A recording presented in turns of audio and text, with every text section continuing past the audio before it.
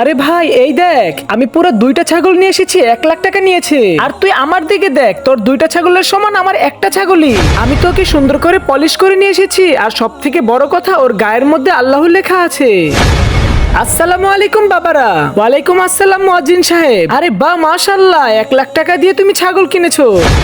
আর হ্যাঁ, আমি এই জন্য এসেছিলাম, মসজিদের ইমাম সাহেবের তো বেতন দিতে হবে।